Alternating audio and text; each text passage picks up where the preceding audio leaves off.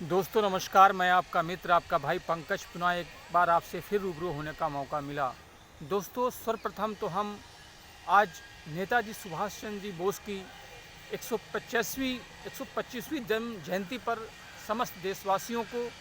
और राष्ट्र के प्रति उन पे किए गए कार्य, उनके समर्पण भावना, उनकी क्रांतिकारी व्यक्तित्व से प्रभावित होकर सदैव राष्ट्र उनको नमन करेगा। मेरे प्यारे देशवासियों, आज जन्म जयंती के अवसर पर मुझे लगा कि हमारे देश के ऐसे क्रांतिकारी युवा और भारत की आज़ादी में अग्रणी स्थान रखने वाले हमारे योद्धा के रूप में हमारे नेताजी सुभाष चंद्र जी बोस पर दो शब्द मुझे बोलने का मन हुआ। दोस्तों, एक पुरानी कहावत है और बुज़ुर्गों की भी कहावत है। कहा जाता है कि एक जो वीर पुरुष होता है उसकी मृत्यु केवल एक ही बार वर्ण करती है और वो अमर हो जाता है, लेकिन उसके नाम और यश की कीर्ति कभी नष्ट नहीं होती, उसको मृत्यु कभी मार नहीं पाती है। ये हमारे नेताजी सुभाष चंद्र जी बोस पर बिल्कुल चरितार्थ होता है। आज के इस आधुनिक परिवेश में हम युवाओं को एक संदेश देना चाहते हैं इस वीडियो के माध्यम से कि अगर आप किसी व्यक्ति के चरित्र का निर्माण के बारे में सीखिएगा तो इसको बोल सकते हैं युवा क्रांतिकारी और नेताजी सुभाष चंद्र जी बोस से बढ़िया आपको चरित्र नहीं मिलेगा। उनसे सीखने के लिए आपको बहुत कुछ मिलेगा। ये मानिएगा 23 जनवरी 1897 को उड़ीसा के कटक में उनका जन्म हुआ और उनके पिताजी पेशे से एक वकील थे। ये मानिएगा उनकी प्रारंभिक शिक्षा कटक में हुई, उड़ीसा के कटक में हुई और उस शिक्षा के लिए कलकत्ता, खासकर बंगाल में उन्होंने कलकत्ता विश्वविद्यालय में प्रवेश लिया और अपनी शिक्षा को ग्रहण किया। उसके पश्चात उन्होंने उसमें की तत्कालीन जो प्रशासनिक सेवा हुआ करती थी ICC, उसके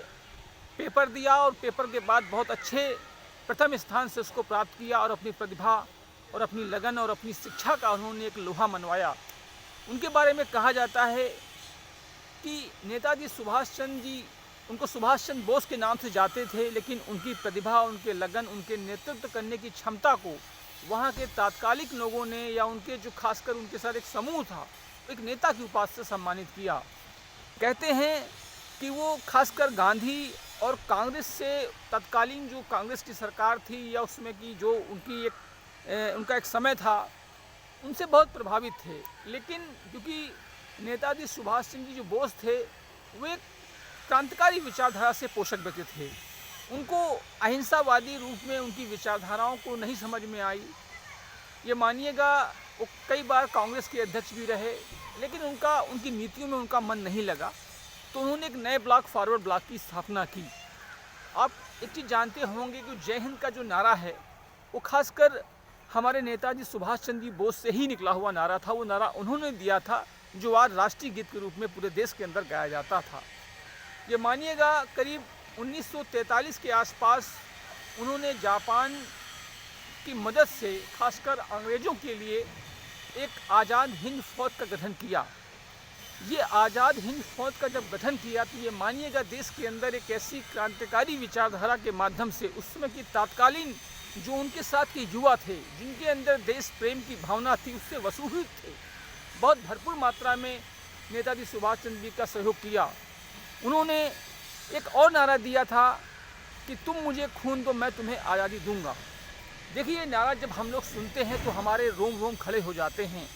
क्योंकि भारत माता जिसको हम बोल सकते हैं, जो हमारी भारत माता है, ये रत्नगर्भा कही जाती है, वसुधैव कुटुंबकम। ये सारे जो वाक्य मैं बोल रहा हूँ इसलिए बोल रहा हूँ कि हिंदुस्तान की सरजमी की मिट्टी ऐसी है,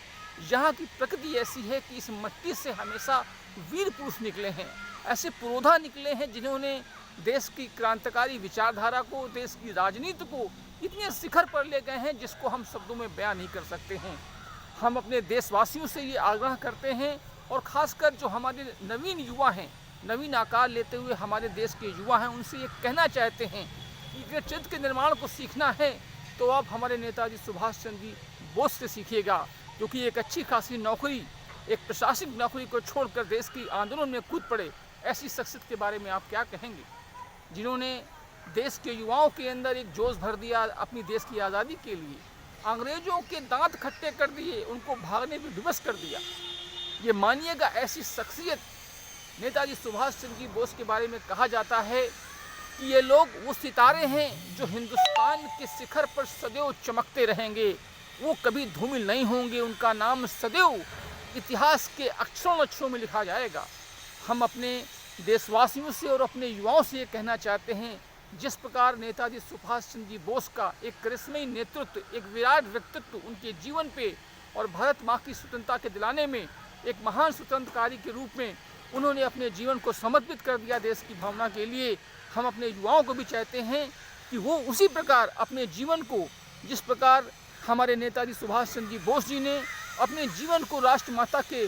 पैरों में समर्पण कर दिया, देश की भावनाओं के अंदर ओतपूर्ण तरीके से युवाओं का आह्वान किया। मैं अपने तमाम युवाओं से कहना चाहता हूँ कि ज़िंदगी जीजिए तो चंद दिनों की, लेकिन जिएगा तो सुभाष चंद्र बोस जैसी। कहते हैं कि मैं तुम्हें खून दूंगा, तुम मुझे आज़ादी दो। इसका मतलब था कि तुम मुझे नवीन युवा दीजिए जो मेरे साथ कंधे से कंधा मिलाकर काट सकें, आज़ादी के लिए अपने प्राणों की आहुति लगा सकें। ऐसे युवाओं का जब संगम होता है लोगों के साथ, तो भारत हमेशा बहुत तेज़ी के साथ विकास करता है। बंगाल का शेर कहे जाते थे, उनके बारे में कहा जाता था कि जिस प्रकार वो बहुत प्रभावित थे, खासकर एक उनके बहुत अभिभावक थे, या उनके गुरु जिसको मैं बोल सकता हूँ, एक चित्तरंजन दास थे या निरंजन दास थे, मुझे उनका स्पष्ट नाम आज नहीं याद आ रहा है, लेकिन उनसे बहुत प्रभावित थे। उन्हीं की प्रेरणा से वो देश के अंदर स्वतंत्रता संग्राम में कूदे। ये मानिएगा, एक ऐसा सूर्य, एक ऐसा क्रांतिकारी नेता हमारे देश को मिला। हम गर्व करते हैं अपने देश को, इस देश के जब हम खासकर अपनी पूर्वजों को देखते हैं या देश के हम अपने ऐसे वीरों को देखते हैं, तो हम बहुत गर्वान्वित होते हैं, अपने आप को बहुत फख्र महसूस करते हैं कि हम हिंदुस्तान की ऐसी जमीन पर पैदा हुए हैं जहाँ पर ऐसे क्रांतिकारी विचारधारा, ऐसे बढ़िया शख्सियतों ने जन्म लिया है, जिसको जब ये मरते होंगे, इनका जब मृत्यु हुई होगी, तो ये मानिए भगवान भी कहता होगा, वाह क्या आए हैं हमारे देश के हीरो आए हैं, असली हीरो हैं ये देश के, क्योंकि इन्होंने जिस त्याग को किया, अपने परिवारों की, अपने जीवन को परवाह नहीं किए। चाहते तो एक अच्छी नौकरी थी, एक ब्यूरोक्रेट्स बन के आराम से अपने जीवन को यापन करते, लेकिन नहीं, क्योंकि कहते हैं कि एक वीर दो प्रकार के मनुष्य होते हैं। एक मनुष्य ऐसा होता है जो जिन स्थितियों में है वो चलता रहता है, लेकिन एक होते हैं कि कुछ लोग पद चिन्हों पे चलते हैं, कुछ नए पद चिन्ह बनाते हैं। तो यही शख्सियत थी नेताजी सुभाष चंद्र जी बोस के बारे में कि उन्होंने नवीन विचारधाराओं को, नवीन संस्कृतियों को और देश के अंदर आडंबरों का विरोध बहुत बड़े पैमाने पर किया। बंगाल से निकला हुआ सूरज, जिसको हम बोल सकते हैं पूरे विश्व को कीर्तिमान कर दिया। मतलब सुभाष चंद्र जी बोस के बारे में कहा जाता है कि विश्व के अंदर उनको लोग आज जानते हैं। उनकी मृत्यु एक ऐसी मृत्यु हुई जिसको लोग आज प्रासंगिक मानते हैं बहुत बड़े पैमाने पे। ये मानिएगा, उनकी जो मृत्यु हुई थी करीब हमको लगता है 18 अगस्त 1943 के आसपास उनकी मृत्यु हुई। तात्कालिक ताइवान में हुई थी, वो एक विमान दुर्घटना में बोलते हैं, क्योंकि उनका शव था वो नहीं मिल पाया था, तो उसको आज प्रासंगिक ही माना जाता है। लेकिन हम सल्यूट करते हैं अपने देश के ऐसे वीर को, खासकर नेताजी सुभाष चंद्र बोस को, और हम अपने देशवासियों से कहना चाहते हैं कि अपने बच्चों के अंदर ऐसी शिक्षा दीजिए कि राष्ट्र समर्पण की भावना उनके अंदर जन्म ले। देखिए, हम शिक्षित हैं, अपने आने वाली पीढ़ियों को शिक्षित करते हैं, लेकिन जिस प्रकार एक सैनिक एक अपने देश की रक्षा के लिए अपनी प्राणों की आहुति लगा देता है, उसी प्रकार हमारे देश के नायक, एक अच्छे क्रांतिकारी नेता और एक समाज के अंदर युवाओं को साधने वाले, युवाओं के अंदर नवीन विचारधारा, क्रांतिकारी विचारधाराओं, उनको ओज को बाहर से मजबूत करने वाले नेताजी सुभाष चंद्र जी बोस के बारे में हम ये कहना चाहते हैं कि देश सदैव उनका नमन करेगा। उनके किए गए कृतज्ञ कार्यों को, उनके प्रति देश की समर्पित भावना, अपने जीवन को निछावर करते हुए देश को जो उन्हें दे के गए हैं, देश सदैव उनको नमन करता रहेगा। और मैं सदैव ये कहता रहूँगा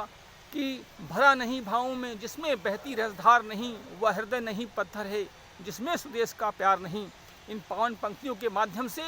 हमारे देश के अंदर जब ऐसे क्रांतिकारी और एक ऐसे आदर्श जीवन के प्रति समर्पित रहे नेताजी सुभाष चंद्र जी बोस से हमें ये सीखते हैं, और हम अपने युवाओं से भी ये आह्वान करते हैं कि उनसे आप सीखिए। उनकी जन्म जयंती पे 125वीं जयंती पर पूरा राष्ट्र उनको नमन कर रहा है, पूरा देश उनको नमन कर रहा है। बंगाल से लेके कन्याकुमारी, कन्याकुमारी से लेकर पूरा भारत देश, ये मानिएगा 29 राज्य और 7 केंद्र शासित राज्यों में आज उनका आह्वान हो रहा है। उनके किए गए कार्य, उनके देश के कृतज्ञ राष्ट्र सदैव उनके लिए नमन करेगा। क्योंकि देखिए, मैंने आपको पहले ही कहा था कि जो भी वीर पुरुष होते हैं,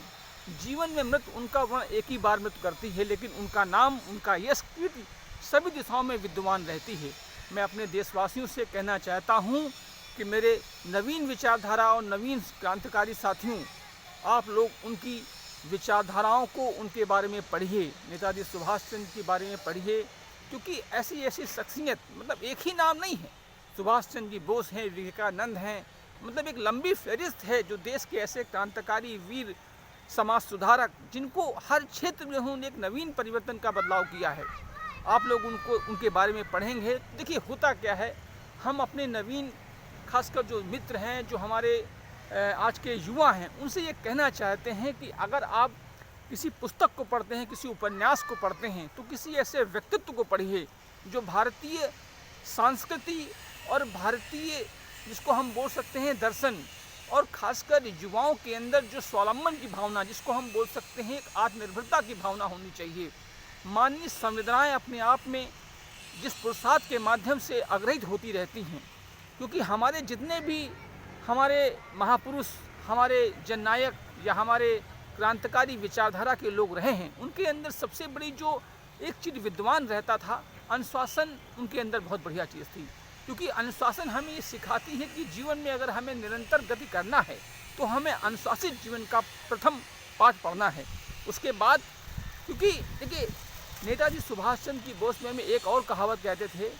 कि वो हमेशा युवाओं से कहते थे कि अपने विचारों को एक नवीन दिशा दीजिए, क्योंकि जितना बढ़िया आप विचारेंगे अपने, क्योंकि देखिए कहते हैं कि जिस ओर जवानी चलती है उस ओर जमाना चलता है, यानी कि